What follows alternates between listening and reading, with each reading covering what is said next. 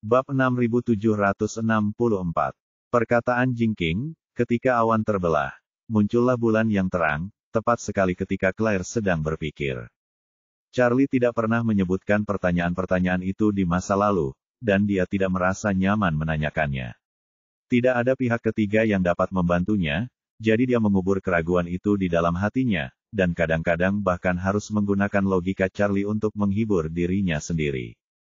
Namun, kalimat ketika awan dan kabut telah hilang, bulan pun bersinar terang, bagaikan guntur yang tiba-tiba menggelegar di tengah kabut tebal, yang tiba-tiba menggugah rasa ingin tahunya yang terpendam.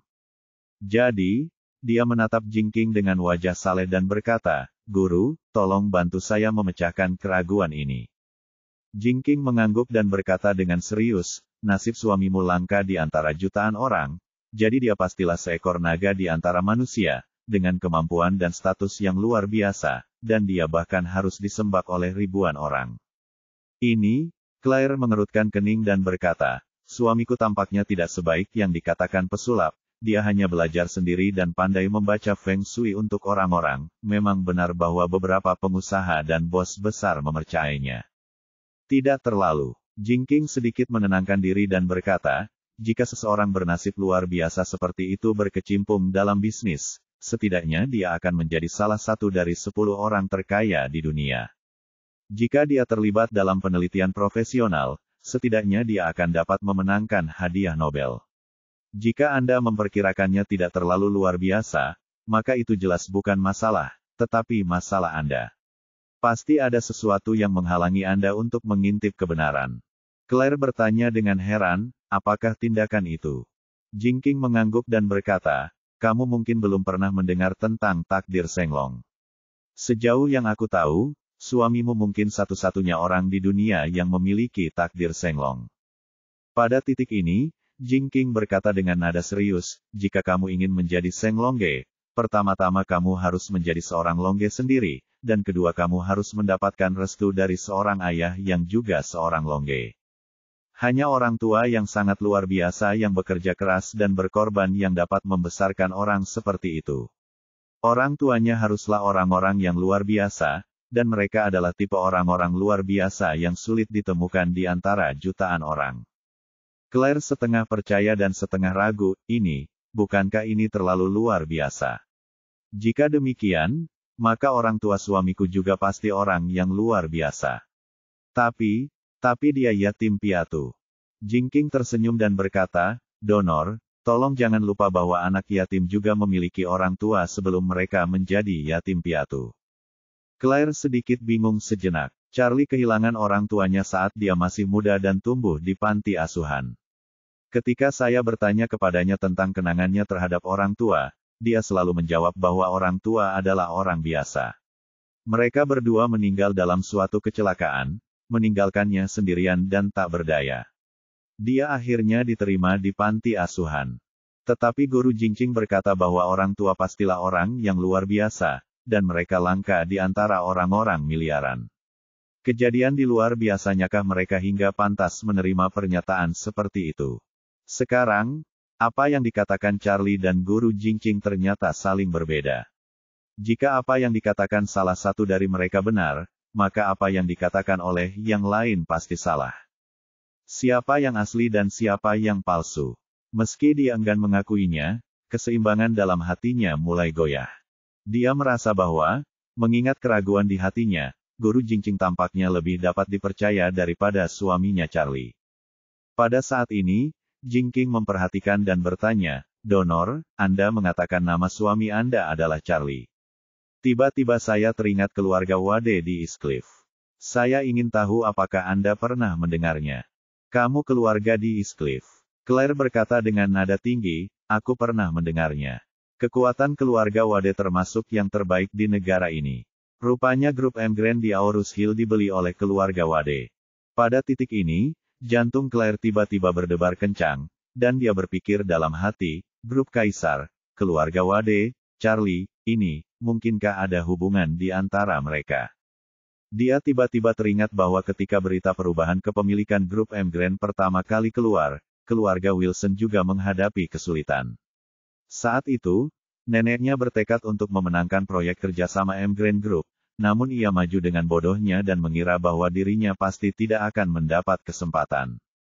Namun, dia tidak menyangka bahwa Doris Wang, wakil ketua Emgreen Group, sangat mengenalinya.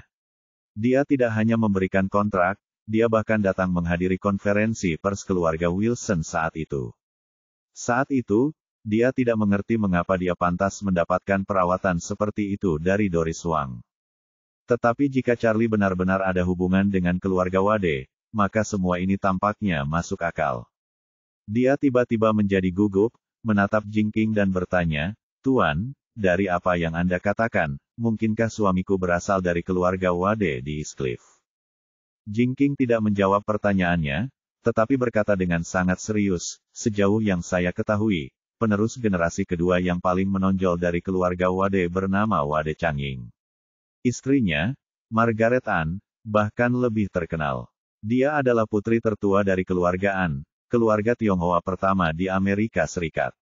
Kekuatan keluarga Ann bahkan beberapa kali lebih kuat dari keluarga Wade. Kedua orang ini dulunya sangat terkenal di masyarakat Tionghoa, dan bahkan memiliki reputasi tinggi di seluruh dunia. Saya ingin tahu apakah Anda pernah mendengar tentang mereka." "Ya," Claire mengangguk. Faktanya, dia tidak tahu banyak tentang Changying Wade, tetapi kisah Margaret Ann menjadi teladan yang inspiratif bagi banyak wanita Tiongkok.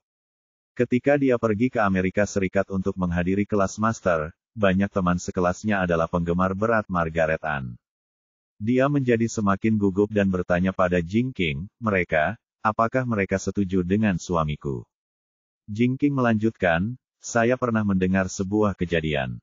Sekitar 20 tahun yang lalu, pasangan itu menjadi musuh keluarga Rothschild. Kemudian, mereka meninggalkan keluarga Wade dan dibunuh dalam perseteruan. Apakah Anda tahu tentang kejadian ini?" Claire mengangguk dan berkata jujur, "Aku juga pernah mendengarkan." Jingking bertanya lagi, "Apakah kamu tahu di mana mereka mengalami kecelakaan itu?" Claire memegangi kepalanya seperti mainan kerincingan, "Aku benar-benar tidak yakin tentang ini. Apakah penyihir itu tahu?" Jingking mengangguk sedikit, menatap Claire, dan berkata dengan serius, "Mereka berdua hilang di Aorus Hill lebih dari 20 tahun yang lalu." Bukit Aorus. Mata Claire tiba-tiba membelalak. Seolah-olah mendapat pernafasan, pernafasannya menjadi semakin cepat, dan detak jantungnya menjadi semakin cepat dan tidak teratur. Jingking kemudian melanjutkan, "Changying Wade dan Margaret Ann hanya memiliki satu anak, seorang anak laki-laki. Setelah pasangan itu dibunuh, keberadaan anak laki-laki itu tidak diketahui. Tidak seorang pun tahu di mana dia berada, apakah dia masih hidup atau sudah meninggal." Claire merasa seperti tersambar petir. Dia teringat usia Charlie dan tanpa sadar bertanya, "Tuan, kalau begitu, berapa umur anak laki-laki itu saat dia menghilang?"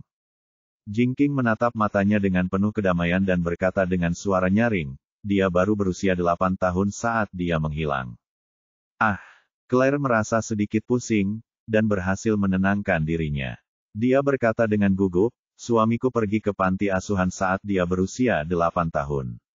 Dia tinggal di sana sampai dia berusia 18 tahun, dan dia akan segera berusia 29 tahun. Ini terlalu kebetulan, bukan?"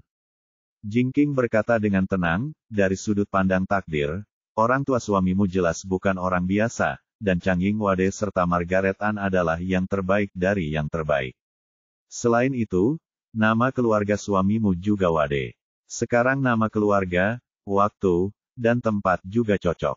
Menurutku, suamimu seharusnya menjadi satu-satunya putra Changying Wade dan Margaret Ann." Hati Claire sudah dipenuhi gelombang yang bergejolak. Jika Charlie benar-benar tuan muda keluarga Wade di East Cliff, maka banyak keraguan memang dapat dijelaskan dengan baik. Mengapa dia menerima perlakuan khusus dari Doris Wang dari Emgreen Group? Mengapa Doris Wang mengagumiku? Awalnya, saya tidak bisa memahami masalah ini, tetapi ketika identitas Charlie diubah menjadi tuan muda keluarga Wade, semuanya menjadi jelas. Karena begitu identitas Charlie diubah, Doris Wang akan menjadi karyawan Charlie, dan sebagai istri Charlie, dia tentu akan sangat memperhatikan dirinya sendiri. Dan ada Villa Thomson Yipin tempat dia tinggal sekarang bersama keluarganya. Mengapa Wang Zenggang memberikan villa yang begitu mahal kepada suaminya? Kemudian, banyak sekali orang yang datang menemui Charlie untuk melihat Feng Shui, dan harga yang mereka tawarkan hanya beberapa juta, tetapi villa Wang Zenggang bernilai ratusan juta. Oh ya, dan Istana Buckingham. Bukankah Istana Buckingham adalah jaringan hotel bintang 5 yang sangat mewah milik keluarga Wade di East Cliff? Mengingat ketika Charlie menggelar ulang upacara pernikahannya, ia meminjam Sky Garden Istana Buckingham yang tidak pernah disewakan kepada umum. Saat itu, dia bertanya-tanya bagaimana Charlie bisa memiliki wajah sebesar itu. Tetapi begitu dia digantikan dengan identitas tuan muda keluarga Wade, semuanya menjadi masuk akal. Bagaimanapun, itu adalah hotel milik keluarga Wade. Siapa yang bisa menolak penggunaannya oleh Charlie? Dan Orville itu, yang jelas-jelas merupakan orang yang sangat ganas dan juga sosok yang seperti ayah baptis di seluruh dunia bawa Aurus Hill, mengapa dia begitu hormat pada Charlie? Semakin Claire memikirkannya, semakin putus asa dia jadinya, karena dia tahu bahwa spekulasi Guru Jingqing kemungkinan besar benar. Pada saat ini, Guru Jingqing tiba-tiba berkata, "Ngomong-ngomong, Dermawan, saya punya tamu di sini. Dia datang berkunjung pagi-pagi sekali, lebih awal dari kalian berdua, dan dia punya beberapa koneksi dengan keluarga Wade di East Cliff. Kalau Anda punya pertanyaan, sebaiknya Anda tanyakan langsung kepadanya." Claire bahkan lebih terkejut dan bertanya dengan cepat, "Tuan, tamu yang Anda sebutkan memiliki hubungan dengan keluarga Wade. Lalu siapa dia?" Jingqing tersenyum tipis, dan tidak menjawab pertanyaan Claire, tetapi berkata ke aula belakang, "Tuan Tang, silakan keluar dan temui saya." Tiba-tiba terdengar suara langkah kaki datang dari aula belakang. Claire sangat gugup. Dia menatap pintu kecil antara aula belakang dan aula depan, merasa sangat gelisah. Guru Jingqing berkata bahwa orang ini memiliki hubungan dengan keluarga Wade. Orang ini harus bisa memberinya jawaban yang jelas apakah Charlie adalah tuan muda keluarga Wade. Namun tiba-tiba hatiku merasa sedikit takut mengetahui beberapa kenyataan yang tidak dapat kuterima atau tidak mau kuterima. Pada saat ini, Stephen Tang berjalan keluar dari belakang. Saat pertama kali melihat Stephen Tang, Claire merasa bahwa orang ini tampak tidak asing, tetapi dia sudah tidak ingat di mana dia pernah melihatnya. Stephen Tang menghampirinya dan berkata dengan hormat, "Halo, Nyonya Wade. Nama keluarga saya Tang, dan nama saya Stephen Tang. Saya telah menjadi kepala pelayan keluarga Wade selama beberapa dekade, bertanggung jawab untuk mengelola banyak urusan internal dan masalah sepele keluarga Wade." Stephen Tang. Claire mendesah dalam hati, "Aku mengenalmu. Aku pernah melihat laporan tentangmu di TV sebelumnya." Stephen Tang bertanya dengan heran, "Bagaimana mungkin Nyonya Wade membaca laporan saya? Saya jarang menerima wawancara media dalam beberapa tahun terakhir." Claire berkata dengan jujur, "Ketika kakekku masih hidup, dia tampaknya sangat memperhatikan keluarga Wade. Dia akan membaca laporan apapun tentang keluarga Wade. Berkat dialah aku membaca lebih banyak informasi terkait." Stephen Tang bertanya dengan rasa ingin tahu, "Apakah kamu bertemu dengan suamimu pada waktu yang kamu sebutkan?" "Ya," Claire mengangguk dan berkata, "awalnya Charlie bekerja di lokasi konstruksi milik kakekku. Kakekku sangat menyukainya, jadi dia memperkenalkannya kepadaku dan mengatur agar dia belajar di Universitas Aurus Hill untuk beberapa waktu. Saat itu, kami adalah teman sekelas. Setelah lulus, kakekku ingin aku menikah dengannya, dan dia sangat kuat. Tidak peduli siapa yang menentang, itu tidak ada gunanya." Stephen Tang tersenyum dan bertanya padanya, "Apakah Nyonya Wade tahu alasannya?" Claire berkata dengan datar, "Entahlah, mungkin kakekku sangat mengaguminya, atau mungkin sangat menyukainya. Kakek tidak memberitahuku alasan spesifiknya, dia hanya berkata bahwa jika aku menikah dengan Charlie, dia tidak akan menyakitiku." Stephen Tang mengangguk dan berkata sambil tersenyum, "Jika aku tidak salah ingat, nama kakekmu seharusnya Wilson Dean, kan? Meskipun sama dengan moralitas, sebenarnya itu adalah homofon dari The. Orang tuanya memberinya nama ini sebagai semacam rezeki untuknya saat itu, berharap agar dia bisa terbebas dari kemiskinan dan hidup kaya, kan?" Claire menatapnya dengan heran dan bertanya, Bagaimana kau tahu?" Stephen Tang tersenyum sedikit dan tidak menjawab pertanyaannya. Sebaliknya, ia bertanya, lalu, tahukah kamu apa pekerjaan kakekmu saat ia masih muda? Claire berpikir sejenak dan berkata, ketika kakekku masih muda, dia dikatakan sebagai seorang pembantu di sebuah keluarga yang sangat kaya di East Cliff. Kemudian, keluarga itu memberinya pesangon yang besar. Dia mengambil uang itu dan kembali ke Aurus Hill, dan secara bertahap memulai bisnisnya sendiri. Stephen Tang mengangguk, ya, kakekmu tidak berbohong, dan keluarga utama yang dia bicarakan sebenarnya adalah keluarga Wade di East Cliff. Ah, Claire terkejut, kakekku adalah pelayan keluarga Wade. Stephen Tang berkata, meskipun istilah, budak rumah, kedengarannya tidak bagus, sebenarnya itu bukanlah budak, melainkan pelayan seumur hidup. Sambil berbicara, dia tersenyum dan berkata, namun, kamu benar, kakekmu memang seorang pelayan keluarga Wade. Claire merasakan napasnya semakin cepat, dan bertanya kepada Stephen Tang, kalau begitu, jadi, apakah Charlie benar-benar tuan muda dari keluarga Wade? Apakah kakekku mengenali identitas Charlie, sehingga dia ingin menikahkanku dengannya? Stephen Tang mengangguk dengan sungguh-sungguh dan berkata dengan serius, ya, suamimu Charlie memang tuan muda dari keluarga Wade.